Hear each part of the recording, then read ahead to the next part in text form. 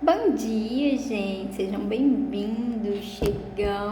Estamos no capítulo 26 de Mateus. Essa semana a gente finaliza então o livro de Mateus e estamos então nos aproximando da morte de Jesus, da sua crucificação, mas da sua ressurreição. Hoje é um dia importante para o Brasil, né? Bom, se você acredita que esse é o caminho para a liberdade e para a justiça. Se não acredita, então muito provavelmente você está achando isso tudo uma pataquada, como diz lá a influenciadora de vocês, que é a Erika Hilton. Mas enfim, não vamos entrar neste rumo político. Quer dizer, na verdade eu vou entrar um pouquinho mais tarde lá no meu Instagram, muito provavelmente. Mas aqui a gente vai se ater ao capítulo de hoje, a gente vai começar orando e muito provavelmente eu vou fazer uma leitura corrida. Por quê? Porque hoje esse capítulo é um dos maiores da Bíblia, eu acho, talvez, né? Só perde para o Salmo 119, não sei se bem que em João tem muitos capítulos muito longos também. Mas enfim, esse daqui é muito longo, muito provavelmente a gente não vai conseguir comentar muitas partes, então eu vou fazer a leitura corrida, se der tempo no final eu volto e comento alguma coisa e é isso. Mas pra gente continuar esse assunto, essa conversa, esse bate-papo, você pode estar se inscrevendo na comunidade online Eu Escolho Cristo Todo Dia. Lá a gente tem um pouquinho mais de tempo, né? Aqui eu já li, já fiz a leitura, então lá a gente vai realmente comentar, né, partes do texto. Normalmente a gente tem um encontro pela manhã, pela tarde para falar ali sobre propósito, pela noite para trazer esse descanso, esse alívio do Senhor que Ele tem para nós a cada dia, o perdão dele, o sangue que cobre os nossos pecados. A gente, né, se aprofunda um pouco mais a respeito disso. E então é isso, então é por aí o nosso objetivo lá na comunidade. Então, se você tem interesse, se inscreve. E é isso, vamos que vamos começar orando pra gente não perder muito tempo aqui. Se Deus quiser vai dar tempo de falar sobre alguma coisa, se não der, mais tarde no meu Instagram e na comunidade a gente fala mais a respeito. Amém, Deus, obrigada pelo dia de hoje. Obrigada, Senhor, pela vida que temos, pela vida que o Senhor nos dá.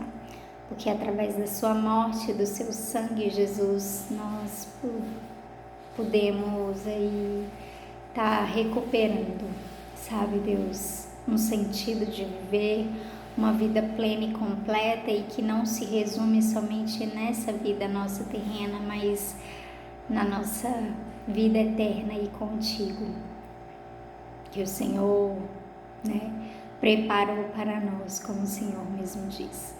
Nós oramos, abençoamos este momento de leitura da palavra, de enquanto estarmos aqui, estarmos sendo forjados segundo o que o Senhor tem para nós e nos instruir em sua palavra. Portanto, eu te peço, Espírito Santo de Deus, esteja com cada um de nós neste momento, fala conosco, nos orienta e nos direciona no entendimento deste capítulo, ainda que eu não fale nenhuma só palavra, que enquanto é feita a leitura deste capítulo, que a tua palavra vai queimando, sabe, Deus, nos corações dos meus irmãos, vai entrando, sabe, Deus, como uma espada de dois gumes que separa ali juntas e medulas e faz uma transformação em nós, sabe, Deus, muitas coisas nós vemos neste capítulo, que em todas o Senhor nos revele, abre os nossos olhos para te ver, em nome de Jesus, amém? Bora, vai dizer assim: quando Jesus acabou de ensinar essas coisas, disse aos discípulos: vocês sabem que daqui a 2 dias vai ser comemorada a festa da Páscoa, e o Filho do Homem será entregue para ser crucificado. Os chefes dos sacerdotes e os líderes judeus se reuniram no palácio de Caifás, o grande sacerdote, e fizeram um plano para prender Jesus em segredo e matá-lo. Eles diziam: não fazemos isso durante a festa para não haver uma revolta no meio do povo. Jesus estava no povoado de Betânia, sentado à mesa na casa de Simão, o leproso. Então, uma mulher chegou perto de Jesus com um frasco feito de alabastro, cheio de um perfume muito caro, e derramou o perfume na cabeça dele. Ao verem aquilo, os discípulos ficaram zangados e disseram: que desperdício! Esse perfume poderia ter sido vendido por uma fortuna e o dinheiro dado aos pobres. Mas Jesus, sabendo o que eles diziam, disse: por que vocês estão aborrecendo esta mulher? Ela fez para mim uma coisa muito boa, pois os pobres estarão sempre com vocês, mas eu não. O que ela fez foi perfumar o meu corpo para o meu sepultamento. Eu afirmo a vocês que isto é verdade. Em qualquer lugar do mundo onde o Evangelho for anunciado, será contado o que ela fez e ela será lembrada. Então, um dos 12 discípulos, chamado Judas Iscariotes, foi falar com os chefes dos sacerdotes. Ele disse: quanto vocês me pagam para eu lhes entregar Jesus? E eles lhe pagaram 30 moedas de prata. E daí em diante, Judas ficou procurando uma oportunidade para entregar Jesus.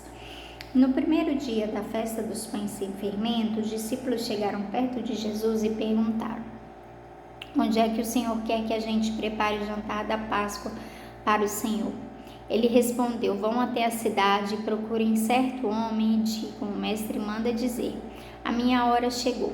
Os meus discípulos e eu vamos comemorar a Páscoa na sua casa.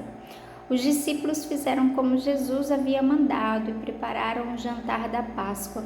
Quando anoiteceu, Jesus e os 12 discípulos sentaram para comer. Durante o jantar, Jesus disse: eu afirmo a vocês que isto é verdade, um de vocês vai me trair. Eles ficaram muito tristes e um por um começaram a perguntar: o Senhor não está achando que sou eu, está? Jesus respondeu: quem vai me trair é aquele que come do mesmo prato que eu, pois o Filho do Homem vai morrer da maneira como dizem as Escrituras Sagradas, mas ai daquele que está traindo o Filho do Homem. Será melhor para ele nunca ter nascido. Então Judas, o traidor, perguntou: mestre, o Senhor não está achando que sou eu, está? Jesus respondeu: quem está dizendo isso é você. Enquanto estavam comendo, Jesus pegou o pão e deu graças a Deus. Depois partiu o pão e o deu aos discípulos, dizendo: peguem e comam, isto é o meu corpo. Em seguida, pegou o cálice de vinho e agradeceu a Deus. Depois passou o cálice aos discípulos, dizendo: bebam todos vocês, porque isto é o meu sangue, que é derramado em favor de muitos para o perdão dos pecados. O sangue que garante a aliança feita por Deus com o seu povo. Eu afirmo a vocês que nunca mais beberei deste vinho até o dia em que beber com vocês um vinho novo no reino do meu Pai. Então eles cantaram canções de louvor e foram para o Monte das Oliveiras. E Jesus disse aos seus discípulos: esta noite todos vocês vão fugir e me abandonar, pois as Escrituras Sagradas dizem: matarei o pastor e as ovelhas serão espalhadas. Mas depois que eu ressuscitar, irei adiante de vocês para a Galileia. Então Pedro disse a Jesus: eu nunca abandonarei o Senhor, mesmo que todos o abandonem. Mas Jesus lhe disse: eu afirmo a você que isto é verdade. Nesta mesma noite, antes que o galho cante, você dirá 3 vezes que não me conhece. Pedro respondeu: eu nunca vou dizer que não o conheço, mesmo que eu tenha de morrer com o Senhor. E todos os outros discípulos disseram a mesma coisa. Jesus foi com os discípulos para um lugar chamado Getsemane e lhes disse: sentem-se aqui enquanto eu vou ali orar. Então Jesus foi, levando consigo Pedro e os 2 filhos de Zebedeu. Aí ele começou a sentir uma grande tristeza e aflição e disse a eles: a tristeza que estou sentindo é tão grande que é capaz de me matar.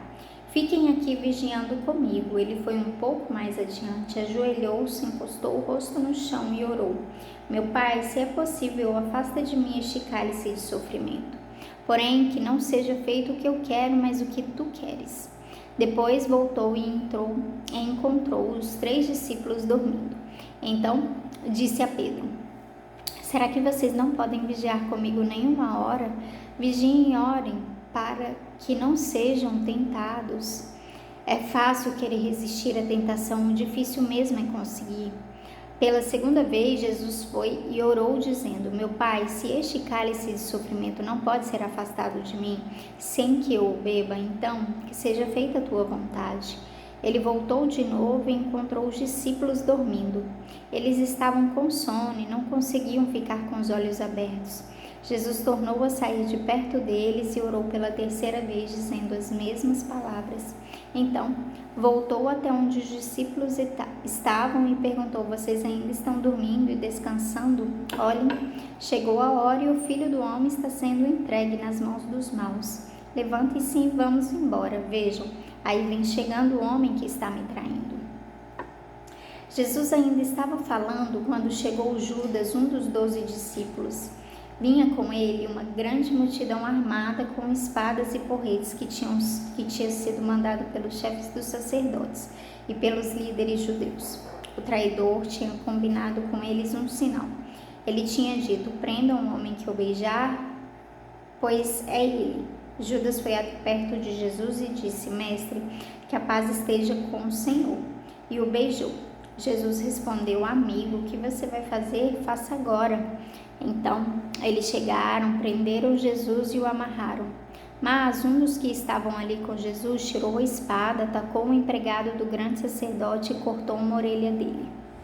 Aí Jesus disse: guarde a sua espada, pois quem usa uma espada será morto por uma espada.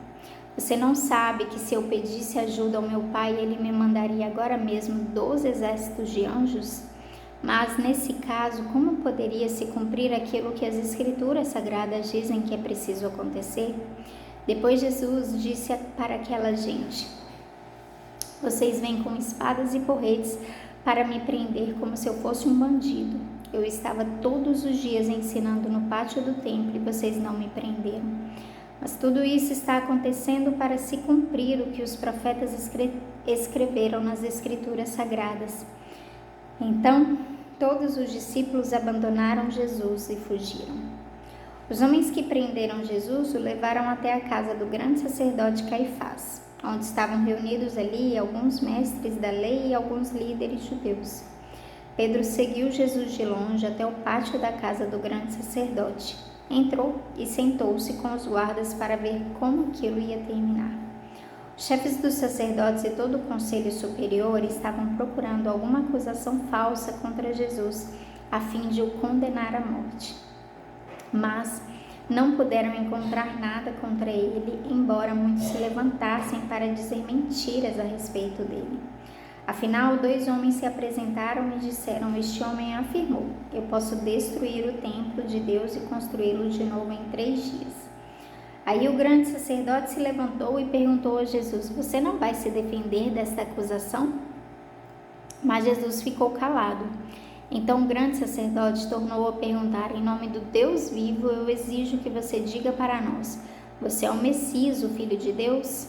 Jesus respondeu: quem está dizendo isso é o Senhor. Mas eu afirmo a vocês que de agora em diante vocês verão o Filho do Homem sentado do lado direito do Deus Todo-Poderoso e descendo nas nuvens do céu. Aí o grande sacerdote rasgou as suas próprias roupas e disse: ele blasfemou, não precisamos mais de testemunhas. Vocês ouviram agora mesmo esta blasfêmia contra Deus. Então o que resolvem? Eles responderam: ele é culpado e deve morrer. Em seguida, cuspiram no rosto de Jesus e deram bofetadas nele.